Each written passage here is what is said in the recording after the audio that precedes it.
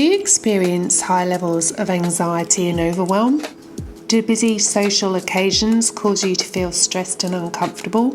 Maybe you start to drink before you even leave the house. Maybe you use alcohol to cope with difficult emotions. Perhaps you even drink alone when no one else can see you. Have you ever wondered why others seem to cope so well while you're dealing with an incessant internal struggle trying to manage the stresses of your daily life? If you relate to any of the above conditions or situations, then it's quite possible that you're a high sensory person. Hi, my name's Sarah Connelly, and this is the Alcohol-Free Lifestyle Podcast. Thanks for joining me. And in this episode today, we're going to talk about high sensory people. For a long time, I really struggled with dealing with so many things in life that other people just seem to sail straight through. From loud noises to bright lights to busy restaurants to social occasions, I constantly seemed to be anxious and on high alert. I wondered, what was it about me that meant that I found things so difficult? And so I started to do some research, and I discovered the trait that 20% of the population have, that of being a high sensory person. Of course, addiction and dependency to alcohol can strike no matter who you are. Doesn't matter your background, your socioeconomic status, your level of education or intellect. However, during the time since I discovered that I was a high sensory person and started working as an alcohol-free lifestyle coach, I began to notice a number of character traits and behaviours that kept coming up. They kept presenting in my clients, and ones that I'd also recognised in myself. As a high sensory person, and the abbreviation is HSP, I was very aware of and attuned to these common complaints. High anxiety in social situations, relatively constant feelings of overwhelm, feelings of being overstimulated, and being easily burnt out. Many of my clients complained of extreme exhaustion in high-pressure working environments, problems with loud multiple sound outputs, chronic overthinking and analysing, and a heightened sensitivity to other people's emotions. Many told me that when they were growing up, they were told to toughen up or that they were too sensitive, and I certainly experienced that myself. It was also interesting that a large percentage of these people would say, I'm an all or nothing kind of person, something that I'd said of myself for many years. I decided to do some research, and in this episode I'll share my findings, because it's possible that if you relate to what I've said so far, you're a high sensory person. And if you are, congratulations, because whilst this trait can be very challenging to live with, it's also a rare gift with huge potential if you know how to embrace it and manage it well. So what is an HSP? The concept of highly sensitive people, which is what it was originally called, was researched by Dr. Elaine Aron in the early 90s, and since then the term has evolved into high sensory person. Aron determined in her research that HSP people make up 20% of the population, and she even found that the traits are presented in over 100 species, including dogs, so there's no surprise there. The four main traits of HSPs as defined by Aron include depth of processing. What that means is that we think about things more deeply. We search for meaning everywhere, in relationships, job, and in life in general. And it can mean that we can struggle with the superficial and small talk. Overstimulation. We can be very easily overstimulated and overwhelmed by our environment and by the pace and noise of modern living. HSPs often need regular time out to be alone, otherwise they can get very, very burnt out very, very quickly. Emotional responsiveness. We can have heightened reactions and responses to our own emotions and to those of others. At the top end of the HSP scale is what's known as the HSP empath, and that is someone who deeply feels and is affected by the emotions of those around them. HSP empaths are also highly intuitive and can pick up on subtle changes in people's tone of voice or in their energy or in how they move that most people would never normally pick up on. So it's a really great skill for people like counsellors, coaches, etc. We also have the sensing of the subtle. HSPs have a greater awareness of subtleties in their environment. As I said before, with facial expressions, to how a room is set up. So even when they walk into a room, they're constantly scanning to see if people are uncomfortable, if they can move things around to make the environment more accommodating. So HSPs really do see so much more than most people, and they're constantly on alert, high alert for danger. Brain scans in HSPs also show that the amygdala in the brain, which is the fight, flight, freeze control centre, is larger and more active than that of non-HSPs. This means they experience a higher stress response to threats that are perceived, whether they be real or imagined. It's been suggested that we've survived as long as we have due to our ability to sense and react to danger more acutely than others. In tribes, the HSPs would be the one to scout for any danger, but they certainly wouldn't be the ones rushing in to attack the lion without worrying about the consequences. Studies also show in brain scans that the insular part of the brain is more active in HSPs. This is where moment-to-moment awareness of our inner states and emotions, situations, and outer events are integrated. Some call this the seat of consciousness, which is that place of profound awareness of and connection to life. In simple terms, HSPs are more highly aware of and sensitive to both their inner and outer world. In the Western world, which is designed by and for the 80% of quote-unquote normal people, HSPs can really struggle. They can feel something is wrong with them, not knowing that in fact it's the world they live in that is actually causing the problem. In my own life, this trait, combined with a reasonably tumultuous early life, led to me being in a state of constant fear. To this day, I still have extreme reactions to loud noise, much to the delight of my children, who like scaring me, and for many years I believed everybody felt the same way that I did. So I would judge myself harshly for not being normal or able to cope with things that other people seemed to coast through. As a result, I did everything I could to reduce my anxiety and the harsh voice of my inner critic, including turning to cigarettes and then more recently to alcohol. And what about the all or nothing? Well, as an HSP, my all or nothing approach to life would often kick in.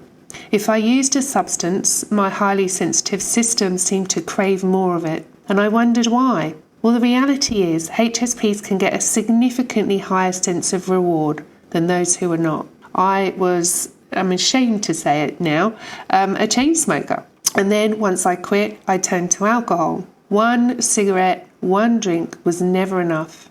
I could literally feel the anaesthetizing effects of the alcohol as it hit my bloodstream, and I wanted more and more and more. When my nervous system was on high alert, alcohol provided the, albeit short-term, relief that I was craving.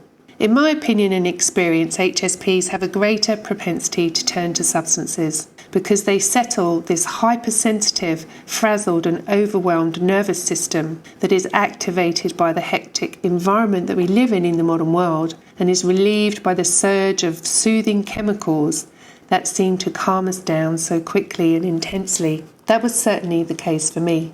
So all or nothing. I believe that due to the intensity of our experiences, it's incredibly hard for us to moderate. We feel it all or we numb it all. And herein lies the poison and the magic.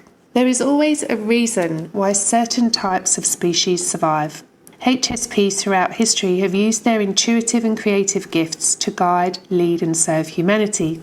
If you are one, you are not alone. Here are some of the others, the more famous HSPs that you may have heard of. People like Albert Einstein, Martin Luther King, Abraham Lincoln, Princess Diana, Eleanor Roosevelt, and Ralph Waldo Emerson are known to have been very famous HSPs. As I delved deeper into my research, I came across the work of Professor Tom Boyce, who is from the University of California. And he presents the theory of orchids and dandelions, and this additional piece to the puzzle helped me understand the gifts of the HSP that can free us from any sense that we're disadvantaged as well as provide hope for those who are, in fact, highly gifted and who play a necessary and crucial role in human evolution. Over the last 15 years, researchers have identified several gene variants that can increase a person's susceptibility to mental health issues such as depression, anxiety, ADHD, addiction, and other problems. But carrying these risk genes doesn't doom you to these disorders. It is a combination of these risk genes plus a stressful or traumatic environment that activates the potential problems. In modern psychology, we call this the vulnerability hypothesis. It takes the nature-nurture debate to a new level of understanding, explaining that it is the combination of gene-environment interactions that activates certain traits and disorders. Boyce proposed that the world is made up of orchids and dandelions. If orchids are planted in the wrong soil, they will wilt and die. This is a quote from Tom Boyce's essay, Biological Sensitivity to Context. These dandelion children, equivalent to our normal or healthy children with resilient genes, do pretty well almost anywhere, whether raised in the equivalent of a sidewalk crack or a well-tended garden. Ellis and Boyce offer that there are also orchid children who will wilt if ignored or maltreated, but bloom spectacularly with greenhouse care. Boyce discovered that whilst these high-risk genes create hypersensitivity to trauma and challenge, they also enable the person to have a heightened sensitivity to all experiences.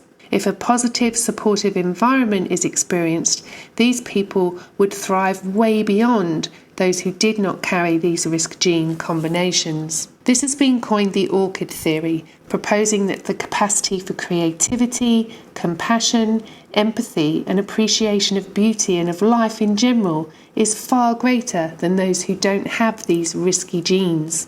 Once I discovered and accepted my high sensory gifts, I was able to apply a deep sense of compassion and empathy towards myself. I wondered if maybe I was an orchid. If so, it's no wonder I was constantly feeling stressed and anxious growing up. Instead of being taught the tools that I needed to manage this trait, I taught myself to do everything I could to avoid these uncomfortable feelings. As I became older, drinking became the perfect antidote. I could numb the overwhelm, and I could be who I was not. Since removing alcohol, something I knew deep down wasn't right for me, I've discovered a genuine joy in life and in who I am. I've been able to embrace my ability to really feel everything deeply, and I now use these intuitive gifts that I have to do the work I truly love and to help others to do the same. I now know from my own experience that when the external environment and the rich inner life of an HSP is acknowledged, supported and nurtured, significant and extraordinary upsides are also possible. High sensory people are desperately needed in society. As it stands, society celebrates and rewards the traits of the majority, those who hustle, the hardy who've conquered and thrived economically and ruled for centuries. Sensitivity historically has been seen as weak, and the depth of processing that HSPs experience simply coined overthinking. However, HSPs have always been present in our history as thought leaders, advisors, creators, and spiritual and moral leaders. My suggestion is that HSPs are the orchids, a minority of people who may not be as hardy as the majority. But I suggest that it is more often these people who succumb to the numbing effects of substances such as alcohol purely because it quickly and intensely relieves the pain that comes with this level of sensitivity. But it is also these people who, with hard work, care, nurturing and specific lifestyle changes, can learn to thrive way beyond what they believe is possible and what is accessible to their dandelion friends. I'm not saying here that high sensory people are better, just that they are as necessary and important in the world as those who are so often in the foreground. So my hope is that as we slowly awaken human consciousness on a global scale, the role of HSPs will become more apparent, necessary and appreciated. As this unfolds, those of us who've stayed safely in the background trying to numb and escape from who we really are, will gain courage to step into our true nature and to live at peace with these unique and important abilities. As this change starts to happen on a micro level, it will start to have a ripple effect in families and in communities.